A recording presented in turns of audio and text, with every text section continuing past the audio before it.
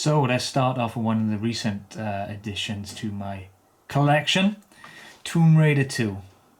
I picked this up in Cardiff over the Christmas period in CEX. It was going relatively cheap. The case on it does have a crack in the top right hand corner. The back is okay.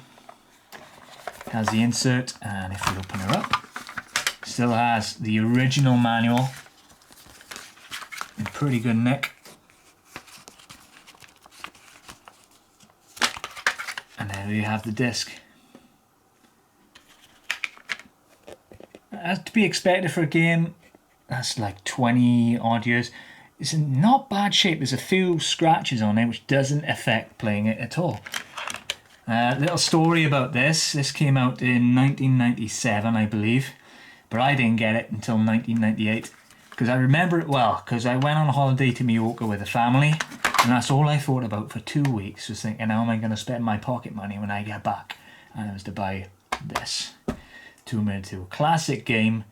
I've tested it. Can't get it to run on my PS3. It keeps freezing on the menu. I initially thought, oh no, I've got a duff disc here. But it turns out it's a common problem. Tested it on my PS2. Is all working fine. So there's Tomb Raider 2.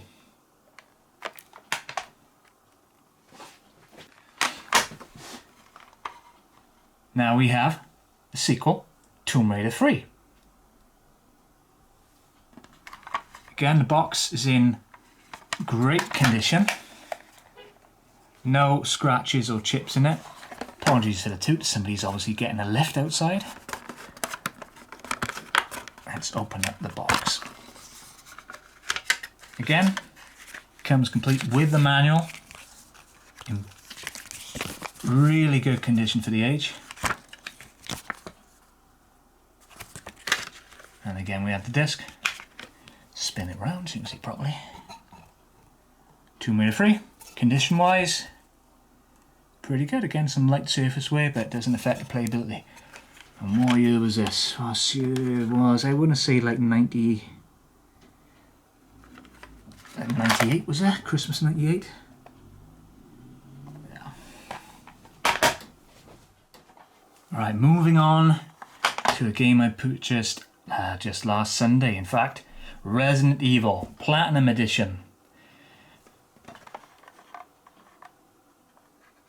Now this one doesn't have the manual. Let's go look at the back there. Come on camera, focus.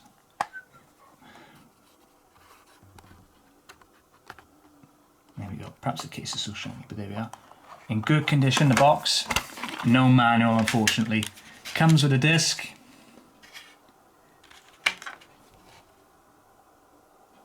Quite a bit of surface wear, but this was a game that was released around about in 1996. I bet it works fine.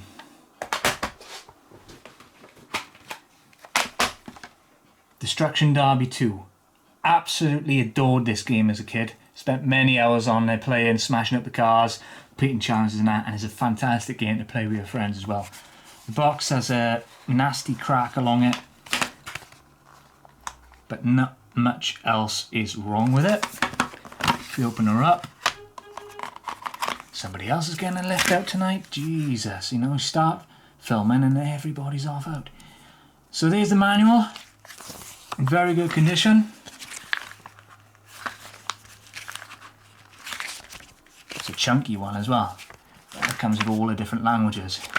That's something you miss from modern video games, is the printed manual. I know it's all because of the environment and that, but there is something about opening a game back in the day and having a book to read to gauge the controls and stories and all that. Love that artwork as well. Pretty bog standard disc really.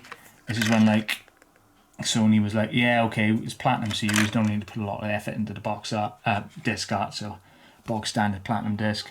Again, some scratches on it, but yeah, all fine.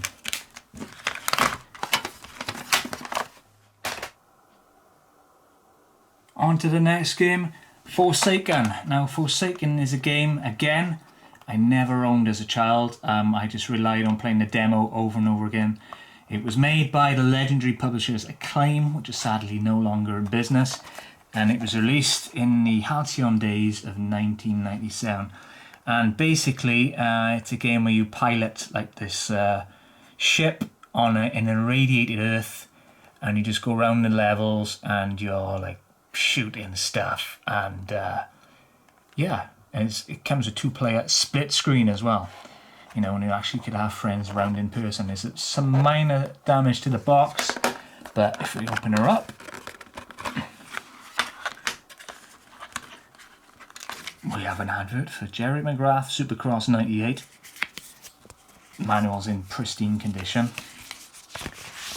And I think I bought this from a fantastic independent game shop in Cardiff called Super Tomato. Check them out. They've got a Facebook page. They don't have a website, because if they had a website, I'd be buying pretty much everything they had in there. They got some cool stuff, video games for all the consoles, and there's like TV and movie merch. It's a very small shop, and when you go in there, you can be a bit overwhelmed by all the stuff, but it's brilliant. It really is, if you're a video game nerd like myself. So yeah, we got the disc in there as well. Again, in cracking condition, not a thing wrong with it. And this was made in, what year was it? What a surprise, 1997. Busy year for video games. Next up, Kournikova Smash Court Tennis, made by Namco, the guys behind Pac-Man and Ridge Racer, etc. Believe it or not, it's actually a tennis game. Again, this was bought from Super Tomato in Cardiff for about $4.99, I think, so it was a bargain, because it is an ex-retail rental copy, which is very rare these days, because it even has the old advert left for Powerline. If you needed help, you rang this premium rate number to give you hints and tips. Calls charged at 60p a minute, correct as of 1998. I'm not going to give it a ring, guys, because I'm not wasting my money, and it'll probably lead to like a porn telephone line or something. Yeah, you can see there's a scratch there, but it plays fine. Kournikova Smash Court Tennis, not Smash Tort. Not destroying any desserts tonight. Some minor damage here to the box, but that's to be expected because it is just a plastic case. So yeah, many hours are spent with my buddies on a weekend playing that. Good game. Yet another game from 1997. This one is called Descent 2, made by Interplay and Parallax Software. Again, box is in great condition. And basically you're in a pilot of a ship, and it's just basically like a shooter. A proto 3D shooter. And to be honest, I don't really know much about it because I haven't played it much. I just wanted to see myself. I thought, that looks interesting. So I bought it. So, manual, again. Great condition. I love it when they have the manual in there. It's just so many memories, man. Got the disc. Again, another good one. Some minor scratches on there. And that's a little bits of fluff, but again, it works fine.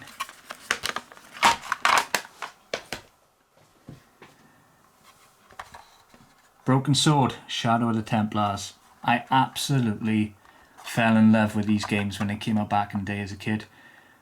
I didn't really get into point and click until these. I just love the story, I love the environment, and just the writing is best, and the writing is the best in terms of characters and the art design. I love this series so much that I invested in the creation of Broken Sword 5, The Serpent's Curse, and my name is actually in the credits of that game as a backer, not Barker, on Kickstarter. And I got to say, the guys at Revolution Software were great for the whole process of making the game. They did like monthly webinars where you could join in and ask them questions on how the game is going, and at the end of it, we all got sent this goodie box then with all stuff in, like posters, books, and like free copies of this series so far. So it was amazing. Anyway, going back to this one, Broken Sword. Again, bought. What is wrong with me tonight? Bought from Super Tomato in Cardiff. Box is in great condition. Some minor things there, obviously, where it's been labelled in the past.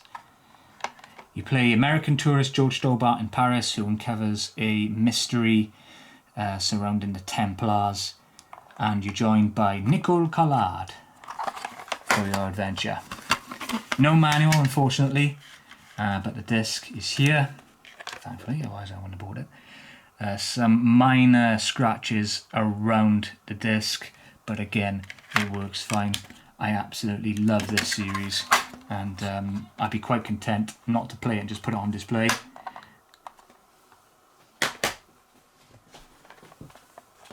The sequel, Broken Sword 2, The Smoking Mirror, actually the first Broken Sword game I played.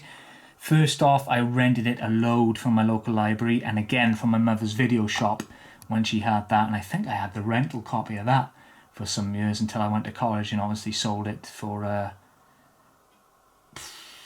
who knows what. But yeah, box is in okay condition, some damage to it, but it's fine, you know, for the age. This one does come with a manual. And the back of the manual advertising the importance of owning a memory card back in the day. When you didn't have hard drives to save things to, you had to buy a little bit of plastic to save things to. And this one, this time George travels to Central America via Marseille and uncovers a conspiracy to release the god Tezcatlipoca from the aforementioned Smoking Mirror. Again, it's a classic point and click. I'd love this game to death. I think I sped run it as a kid like in 3 days. I know that's nothing now, but back then that was quite a lot. I was on it every day for 3 days and I got it done. And this disc is immaculate.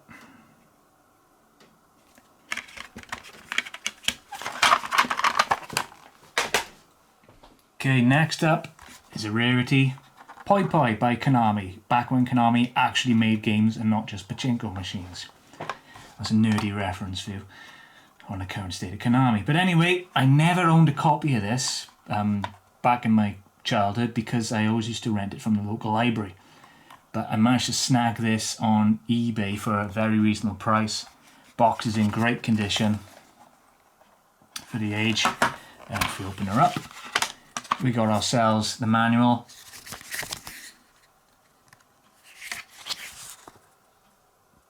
Decent nick, and we also have the disc there as well. Spin it around, show you. Very clean, this one has just a few little bits of surface wear scratches and that, it's fine. Now, if you don't know what Poy Poy is, it's basically like a party game for up to 4 players, I think.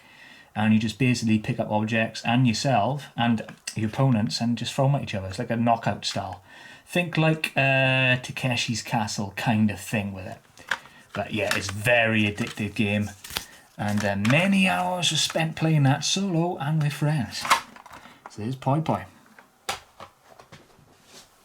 On to its sequel, Poy Poy 2. Now, this is not in the original case. I bought this from eBay from a buyer in Germany because this is super hard to get hold of, and this is in a FIFA case. How do I know? Because probably can't see it, but the remains of that logo there is on the old FIFA games. So not mad or anything about it, but it's just a shame it's not the original box. Again, you've got the inlays, they're all fine. Open it up. There's the box inlay and the game disc itself. And this one is just in tremendous condition. There's nothing wrong with this disc at all. No blemishes on it. It doesn't run on the PS3. And it struggles a bit on the PS2. So the only way I got to test this properly was to run it through my, how did I do it? On my PC, on my disk drive, and then using a PlayStation emulator. But it runs a treat.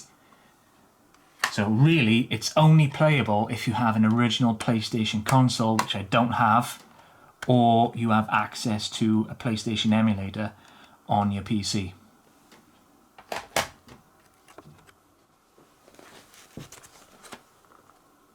GTA Collector's Edition. Now this is rare. From what I hear, it's rare. I remember me and my buddy rushing down to buy this from Woolworths when that was still a thing.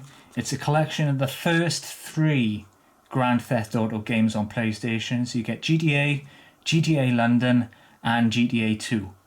And I think it may have been the first time that GTA London was released on PlayStation, because before it was just like an add-on for the PC version. Box is in great condition because I've had this since new. Take it out, we've got the jewel case inside. And this was released in 1999, so at the end of the millennium. We open her up, we got the first game and we got GTA 2. We've got posters for each game. And then we've got the manuals themselves.